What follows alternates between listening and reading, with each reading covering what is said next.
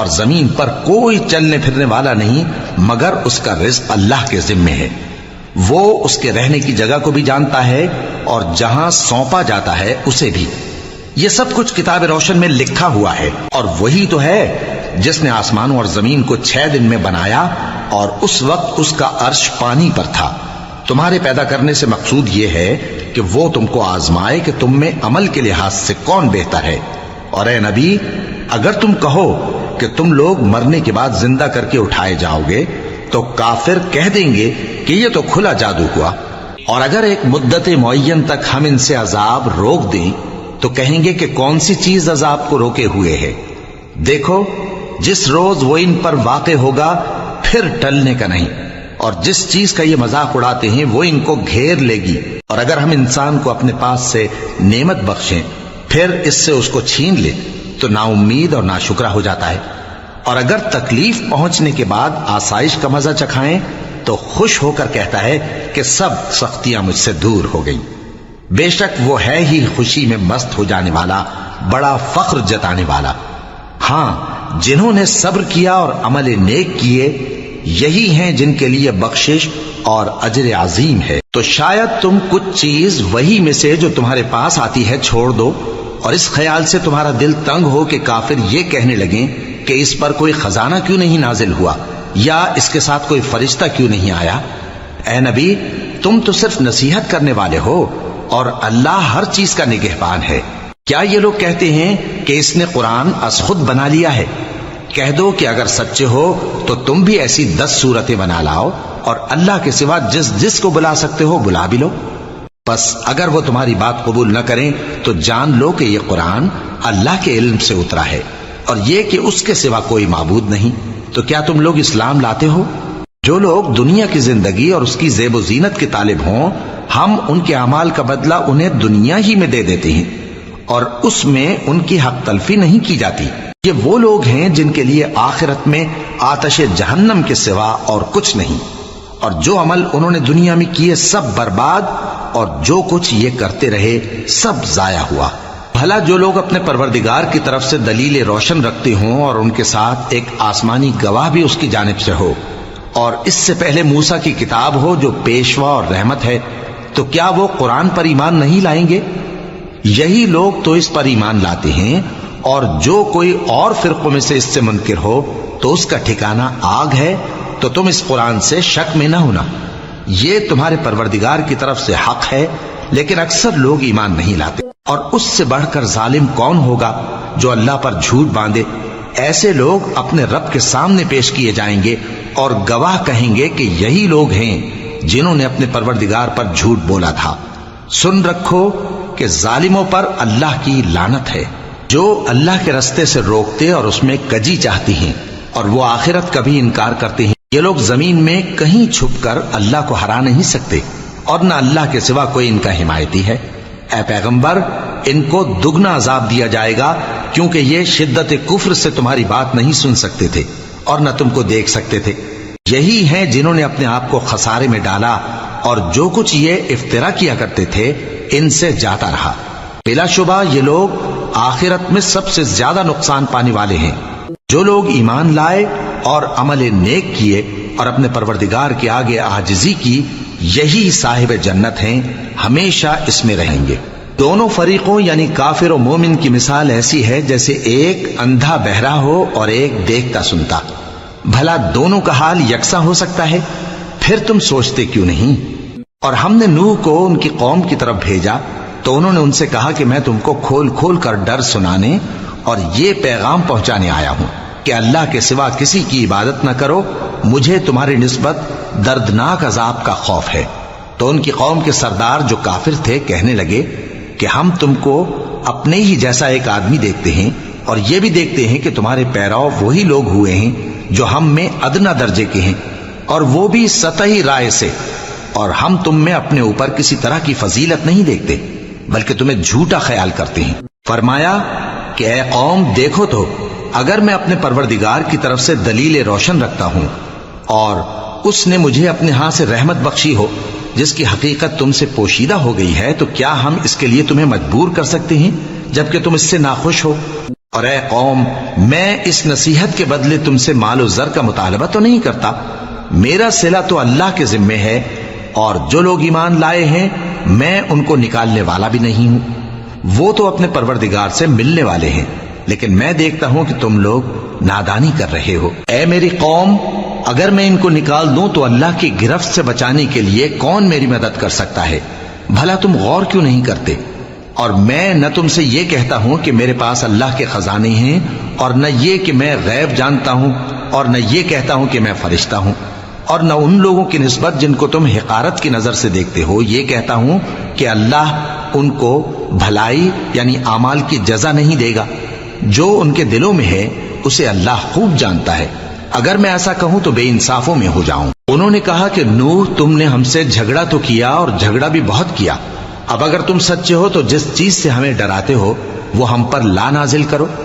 نوح نے کہا کہ اس عذاب کو تو اللہ ہی چاہے گا تو نازل کرے گا، اور تم اللہ کو کسی طرح ہرا نہیں سکتے، اور اگر میں یہ چاہوں کہ تمہاری خیر خواہی کروں اور اللہ یہ چاہے کہ تمہیں گمراہ رہنے دے تو میری خیر خواہی تم کو کچھ فائدہ نہیں دے سکتی، وہی تمہارا پروردگار ہے اور تمہیں اسی کی طرف لوٹ کر جانا ہے۔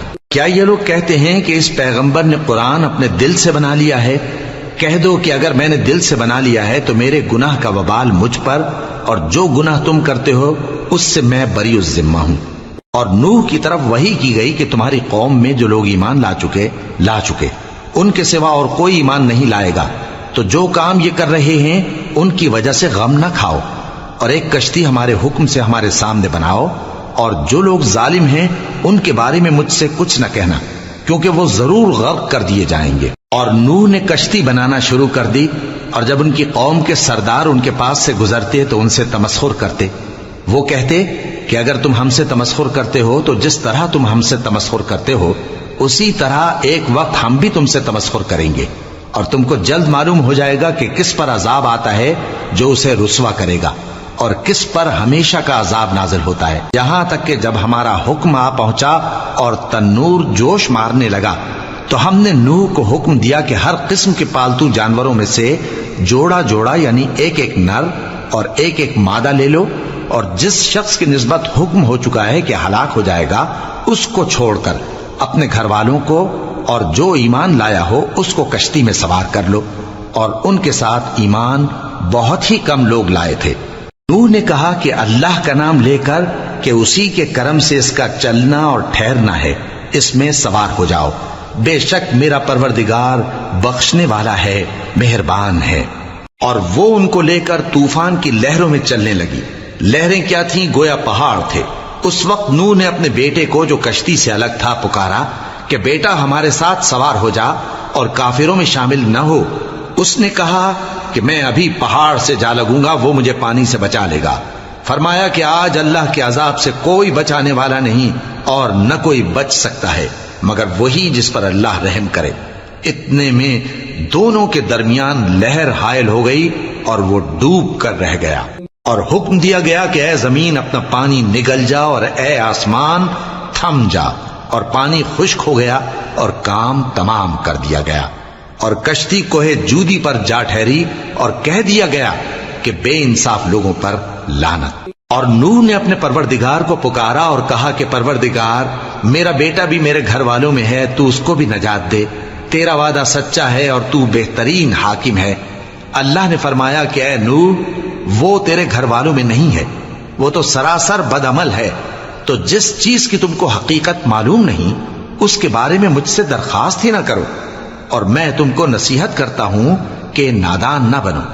نوح نے کہا پروردگار، میں تجھ سے پناہ مانگتا ہوں کہ ایسی چیز کی تجھ سے درخواست کروں جس کی حقیقت مجھے معلوم نہیں، اور اگر تو مجھے نہیں بخشے گا اور مجھ پر رحم نہیں فرمائے گا تو میں تباہ ہو جاؤں گا۔ حکم ہوا کہ نوح ہماری طرف سے سلامتی اور برکتوں کے ساتھ جو تم پر اور تمہارے ساتھ کی جماعتوں پر نازل کی گئی ہیں اتر آؤ، اور کچھ اور جماعتیں ہوں گی جن کو ہم دنیا کے فوائد سے بہرہ مند کریں گے، پھر ان کو ہماری طرف سے عذاب علیم پہنچے گا۔ یہ حالات غیب کی خبروں میں سے ہیں جو ہم تمہاری طرف بھیجتے ہیں، اور اس سے پہلے نہ تم ہی ان کو جانتے تھے اور نہ تمہاری قوم ہی ان سے واقف تھی، تو صبر کرو کہ انجام پرہیزگاروں ہی کا بھلا ہے۔ اور ہم نے قوم عاد کی طرف ان کے بھائی ہود کو بھیجا۔ انہوں نے کہا اے میری قوم، اللہ ہی کی عبادت کرو، اس کے سوا تمہارا کوئی معبود نہیں، تم شرک کر کے اللہ پر محض بہتان باندھتے ہو۔ میری قوم، میں اس واعظ و نصیحت کا تم سے کچھ صلہ نہیں مانگتا، میرا صلہ تو اس کے ذمے ہے جس نے مجھے پیدا کیا، بھلا تم سمجھتے کیوں نہیں؟ اور اے قوم، اپنے پروردگار سے بخشش مانگو، پھر اس کے آگے توبہ کرو، وہ تم پر آسمان سے موسلا دھار بارش برسائے گا اور تمہاری طاقت پر طاقت بڑھائے گا، اور دیکھو گناہگار بن کر روگردانی نہ کرو۔ وہ بولے ہود، تم ہمارے پاس کوئی دلیل ظاہر نہیں لائے، اور ہم صرف تمہارے کہنے سے نہ اپنے معبودوں کو چھوڑنے والے ہیں اور نہ تم پر ایمان لانے والے ہیں۔ ہم تو یہ سمجھتے ہیں کہ ہمارے کسی معبود نے تمہیں تکلیف پہنچا کر دیوانہ کر دیا ہے۔ انہوں نے کہا کہ میں اللہ کو گواہ کرتا ہوں اور تم بھی گواہ رہو کہ جن کو تم اللہ کا شریک بناتے ہو میں ان سے بیزار ہوں، یعنی جن کی اللہ کے سوا عبادت کرتے ہو، تو تم سب مل کر میرے بارے میں جو تدبیر کرنی چاہو کر لو اور مجھے مہلت نہ دو۔ میں اللہ پر جو میرا اور تمہارا سب کا پروردگار ہے بھروسہ رکھتا ہوں۔ زمین پر جو چلنے پھرنے والا ہے وہ اللہ کے قبضہ قدرت میں ہے، بے شک میرا پروردگار سیدھے رستے پر ہے۔ اب اگر تم روگردانی کرو گے تو جو پیغام میرے ذریعے تمہاری طرف بھیجا گیا ہے وہ میں نے تمہیں پہنچا دیا ہے، اور میرا پروردگار تمہاری جگہ اور لوگوں کو لا بسائے گا، اور تم اللہ کا کچھ بھی نہیں بگاڑ سکو گے۔ میرا پروردگار تو ہر چیز پر نگہبان ہے۔ اور جب ہمارا حکم عذاب آ پہنچا تو ہم نے ہود کو اور جو لوگ ان کے ساتھ ایمان لائے تھے ان کو اپنی مہربانی سے بچا لیا اور انہیں عذاب شدید سے نجات دی۔ یہ وہی قوم عاد ہے جس نے اللہ کی نشانیوں سے انکار کیا اور اس کے پیغمبروں کی نافرمانی کی اور ہر سرکش و متکبر کا کہا مانا، اور اس دنیا میں بھی لعنت ان کے پیچھے لگی رہی اور قیامت کے دن بھی لگی رہے گی۔ دیکھو قوم عاد نے اپنے پروردگار سے کفر کیا، اور سن رکھو قوم عاد پر پھٹکار ہے جو ہود کی قوم تھی۔ اور قوم سمود کی طرف ان کے بھائی صالح کو بھیجا تو انہوں نے کہا اے قوم، اللہ ہی کی عبادت کرو، اس کے سوا تمہارا کوئی معبود نہیں، اسی نے تم کو زمین سے پیدا کیا اور اس میں آباد کیا، تو اس سے مغفرت مانگو اور اس کے آگے توبہ کرو، بے شک میرا پروردگار نزدیک بھی ہے اور دعا کا قبول کرنے والا بھی ہے۔ انہوں نے کہا کہ صالح، اس سے پہلے ہم تم سے کئی طرح کی امیدیں رکھتے تھے، اب وہ منقطع ہو گئی۔ کیا تم ہم کو ان چیزوں سے منع کرتے ہو جن کو ہمارے بزرگ پوجتے آئے ہیں؟ اور جس بات کی طرف تم ہمیں بلاتے ہو اس کی طرف سے ہم بڑے بھاری شک میں ہیں۔ صالح نے کہا اے میری قوم، بھلا دیکھو تو اگر میں اپنے پروردگار کی طرف سے کھلی دلیل پر ہوں اور اس نے مجھے اپنے ہاتھ سے نبوت کی نعمت بخشی ہو، تو اگر میں اللہ کی نافرمانی کروں تو اس کے سامنے میری کون مدد کرے گا؟ تم تو کفر کی باتوں سے میرا نقصان ہی کرتے ہو۔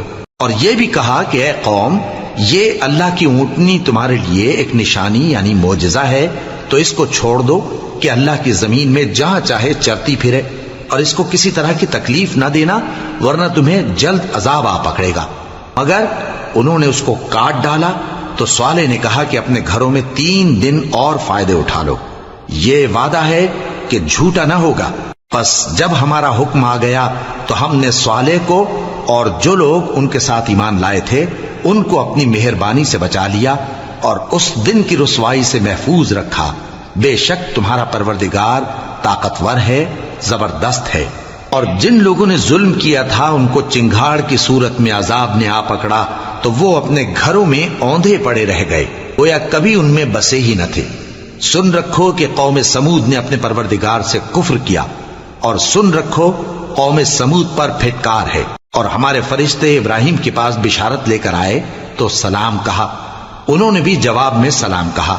ابھی کچھ وقفہ نہیں ہوا تھا کہ ابراہیم ایک بھنا ہوا بچڑا لے آئے۔ پھر جب دیکھا کہ ان کے ہاتھ کھانے کی طرف نہیں بڑھتے یعنی وہ کھانا نہیں کھاتے تو ان کو اجنبی سمجھ کر دل میں خوف کیا۔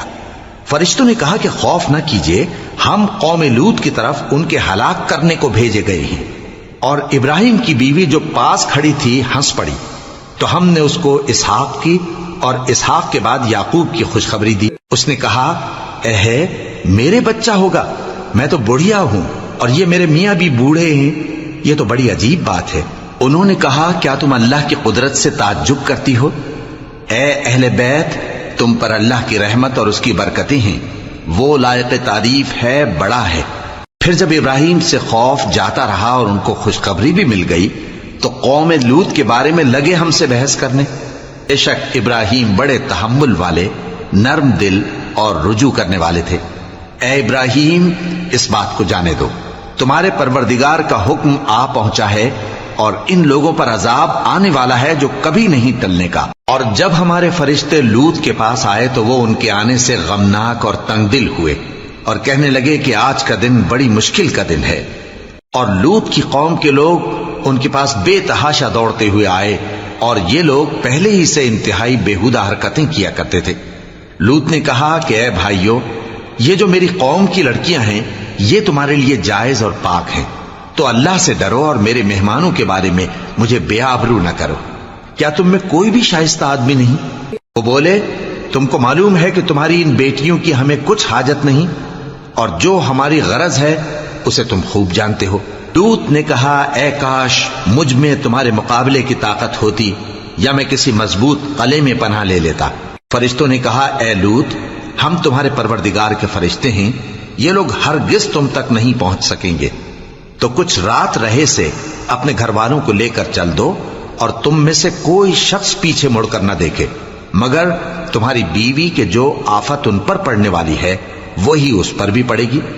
ان کے عذاب کے وعدے کا وقت صبح ہے، اور کیا صبح کچھ دور ہے؟ پھر جب ہمارا حکم آیا ہم نے اس بستی کو الٹ کر نیچے اوپر کر دیا اور ان پر پتھر کی تہ بتہ کنکریاں برسائیں جن پر تمہارے پروردگار کے ہاں سے نشان کیے ہوئے تھے، اور وہ بستی ان ظالموں سے کچھ دور نہیں۔ اور مدین کی طرف ان کے بھائی شعیب کو بھیجا تو انہوں نے کہا کہ اے قوم، اللہ ہی کی عبادت کرو کہ اس کے سوا تمہارا کوئی معبود نہیں، اور ناپ اور تول میں کمی نہ کیا کرو، میں تو تم کو آسودہ حال دیکھتا ہوں، اور اگر تم ایمان نہ لاؤ گے تو مجھے تمہارے بارے میں ایک ایسے دن کے عذاب کا خوف ہے جو تم کو گھیر کر رہے گا۔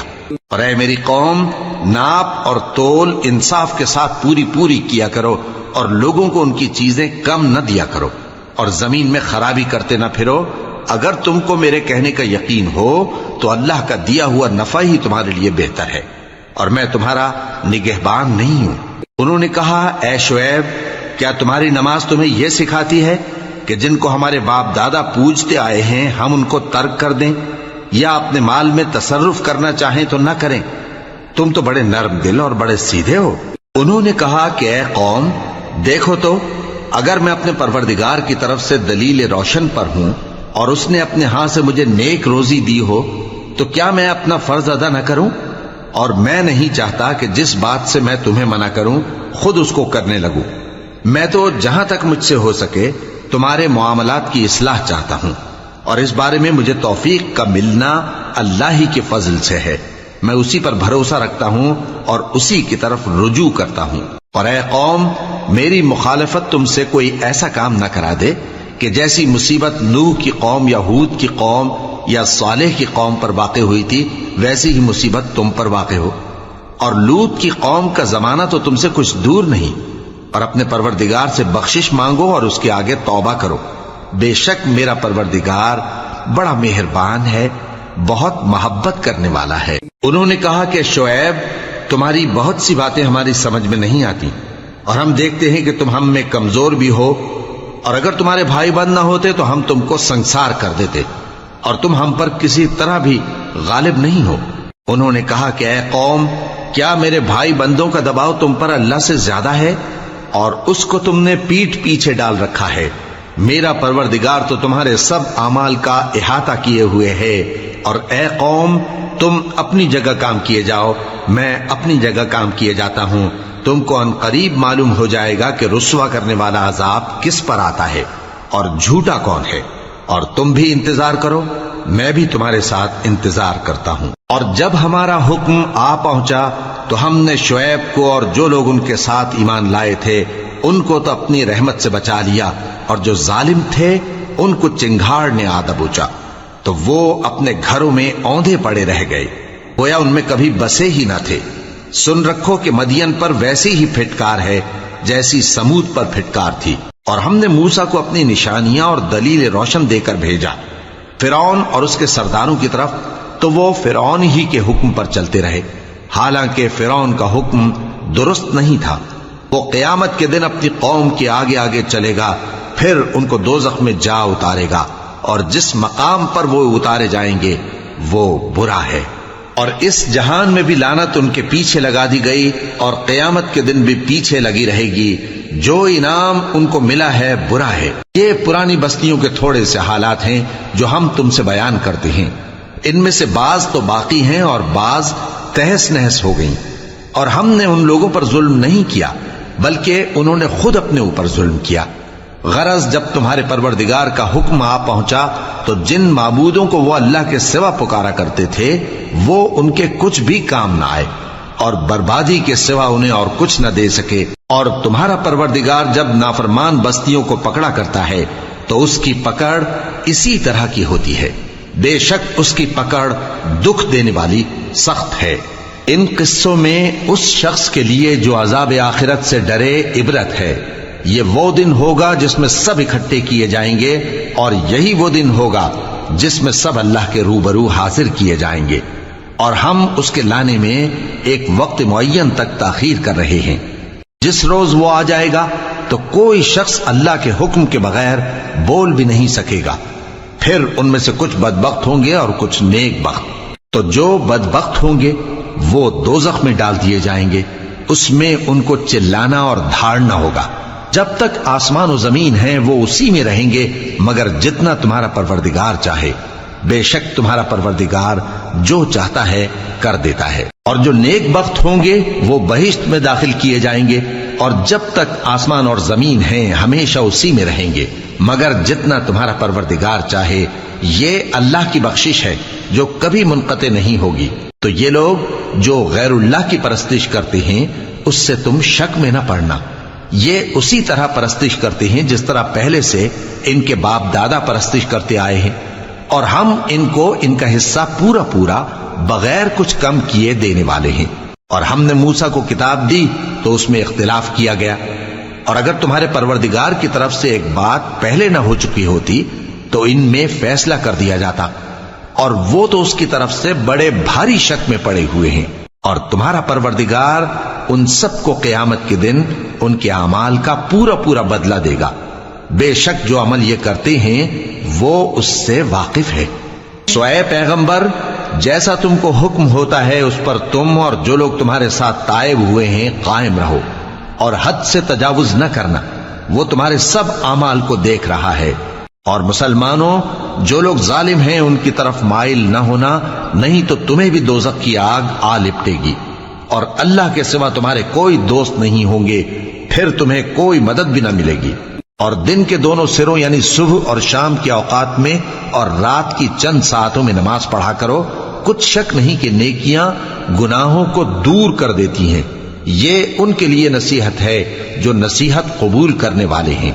اور صبر کیے رہو کہ اللہ نیکوکاروں کا اجر ضائع نہیں کرتا۔ تو جو امتیں تم سے پہلے گزر چکی ہیں ان میں ایسے ہوش مند کیوں نہ ہوئے جو ملک میں خرابی کرنے سے روکتے؟ ہاں، ایسے تھوڑے سے تھے جن کو ہم نے ان میں سے نجات بخشی، اور جو ظالم تھے وہ انہی باتوں کے پیچھے لگے رہے جن میں عیش و آرام تھا، اور وہ گناہوں میں ڈوبے ہوئے تھے۔ اور تمہارا پروردگار ایسا نہیں ہے کہ بستیوں کو جبکہ وہاں کے باشندے نیکوکار ہوں از راہ ظلم تباہ کر دے۔ اور اگر تمہارا پروردگار چاہتا تو تمام لوگوں کو ایک ہی جماعت کر دیتا، اور وہ برابر اختلاف کرتے رہیں گے، مگر جن پر تمہارا پروردگار رحم فرمائے، اور اسی لیے اس نے ان کو پیدا کیا ہے۔ اور تمہارے پروردگار کا قول پورا ہو گیا کہ میں دوزخ کو جنوں اور انسانوں سب سے بھر دوں گا۔ اور اے نبی اور پیغمبروں کے وہ سب حالات جو ہم تم سے بیان کرتے ہیں ان سے ہم تمہارے دل کو جمائے رکھتے ہیں، اور ان حالات میں تمہارے پاس حق پہنچ گیا، اور یہ مومنوں کے لیے نصیحت اور عبرت ہے۔ اور جو لوگ ایمان نہیں لائے ان سے کہہ دو کہ تم اپنی جگہ عمل کیے جاؤ، ہم اپنی جگہ عمل کیے جاتے ہیں، اور نتیجہ اعمال کا تم بھی انتظار کرو، ہم بھی انتظار کرتے ہیں۔ اور آسمانوں اور زمین کی چھپی چیزوں کا علم اللہ ہی کو ہے اور تمام معاملات اسی کی طرف رجوع کیے جائیں گے، تو اسی کی عبادت کرو اور اسی پر بھروسہ رکھو، اور جو کچھ تم لوگ کر رہے ہو تمہارا پروردگار اس سے بے خبر نہیں۔ شروع اللہ کا نام لے کر جو بڑا مہربان نہایت رحم والا ہے۔ الف لام را، یہ کتاب روشن کی آیتیں ہیں۔ ہم نے اس قرآن کو عربی میں نازل کیا ہے تاکہ تم لوگ سمجھ سکو۔ اے پیغمبر، ہم اس قرآن کے ذریعے سے جو ہم نے تمہاری طرف بھیجا ہے تمہیں ایک نہایت اچھا قصہ سناتے ہیں، اور تم اس سے پہلے بے خبر تھے۔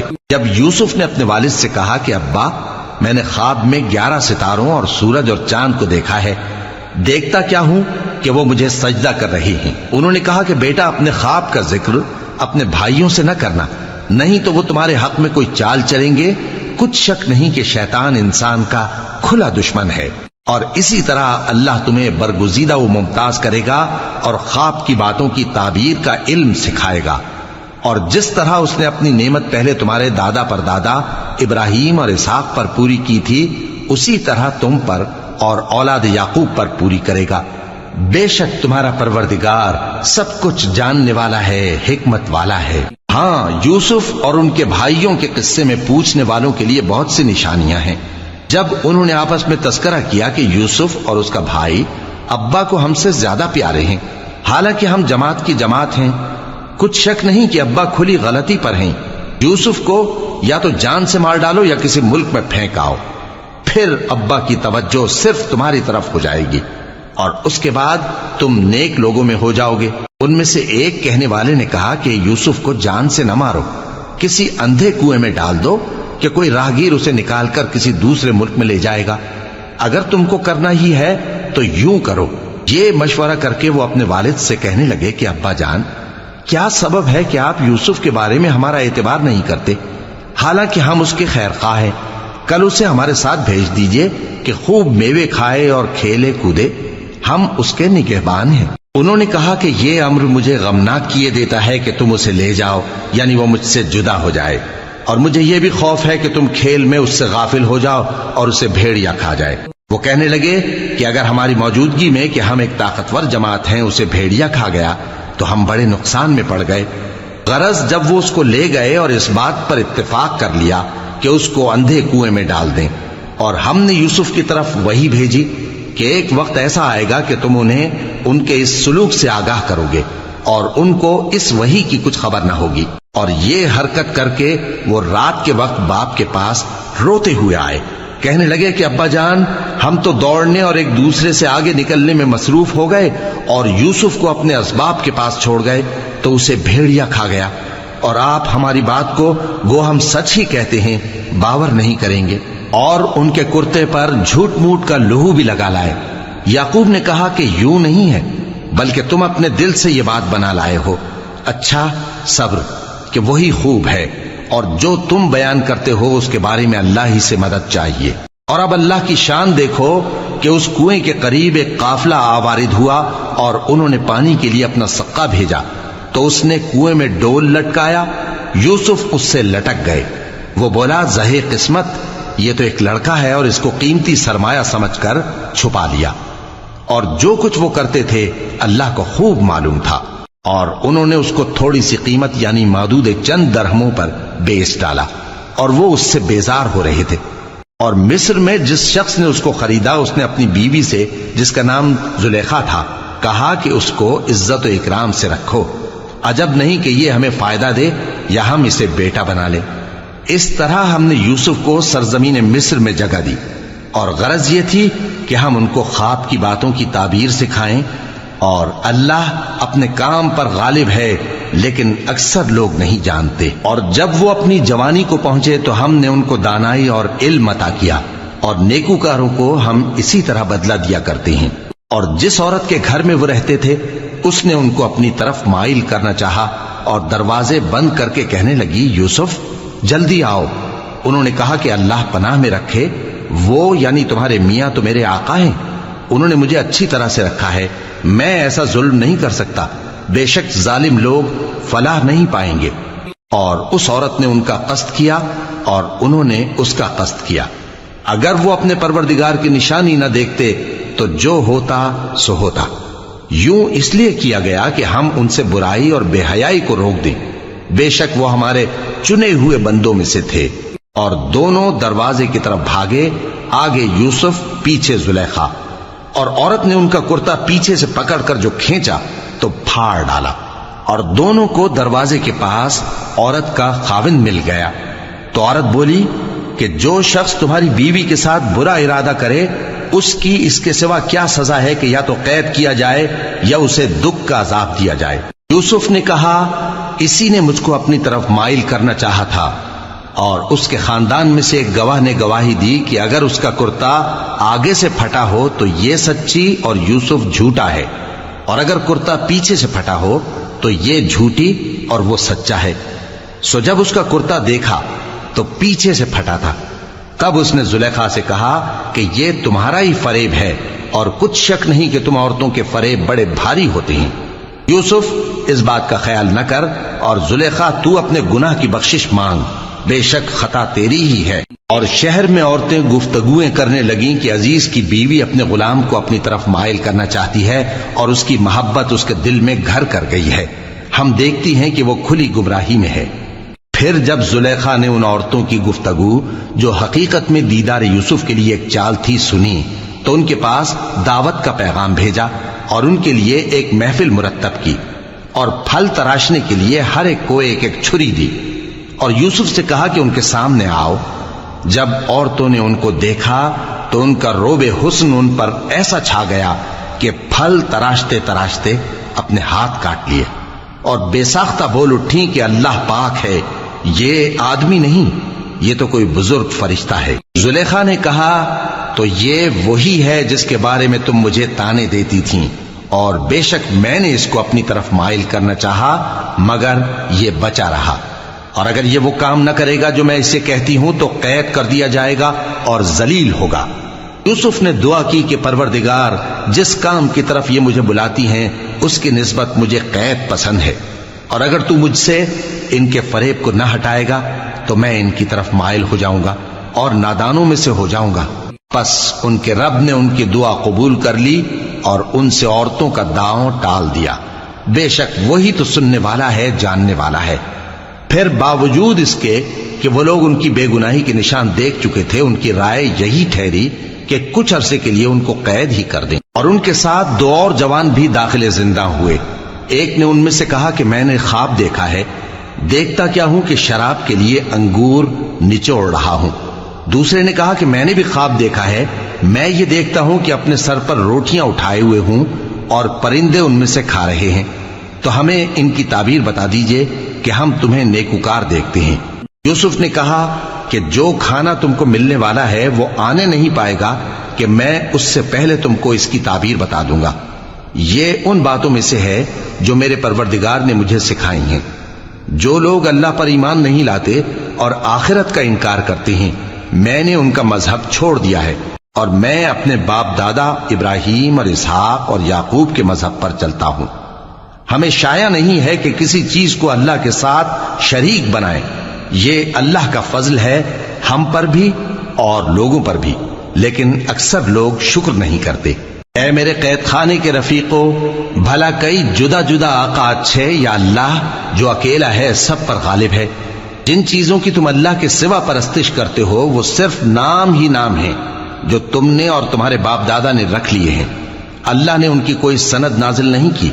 سن رکھو کہ اللہ کے سوا کسی کی حکومت نہیں ہے، اس نے ارشاد فرمایا ہے کہ اس کے سوا کسی کی عبادت نہ کرو، یہی سیدھا دین ہے، لیکن اکثر لوگ نہیں جانتے۔ اے میرے قید خانے کے رفیقو، تم میں سے ایک جو پہلا خواب بیان کرنے والا ہے وہ تو اپنے آقا کو شراب پلایا کرے گا، اور جو دوسرا ہے وہ سولی دیا جائے گا، اور پرندے اس کا سر نوچ کھائیں گے۔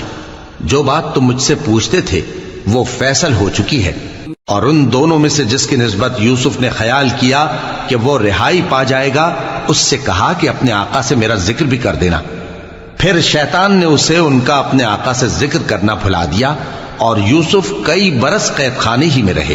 اور بادشاہ نے کہا کہ میں نے خواب دیکھا ہے، دیکھتا کیا ہوں کہ 7 موٹی گائیں ہیں جن کو 7 دبلی گائیں کھا رہی ہیں، اور 7 خوشے سبز ہیں اور 7 خشک۔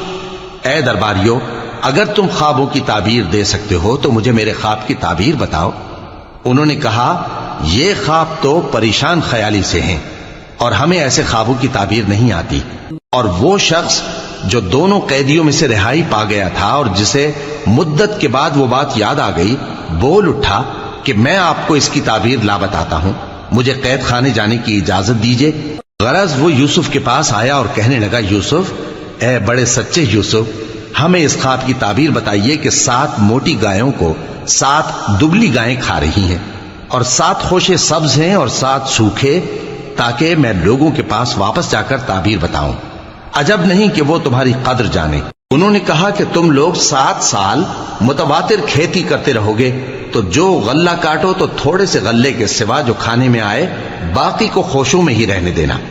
پھر اس کے بعد خشک سالی کے 7 سخت سال آئیں گے کہ جو غلہ تم نے جمع کر رکھا ہوگا وہ سب کو کھا جائیں گے، صرف وہی تھوڑا سا رہ جائے گا جو تم احتیاط سے رکھ چھوڑو گے۔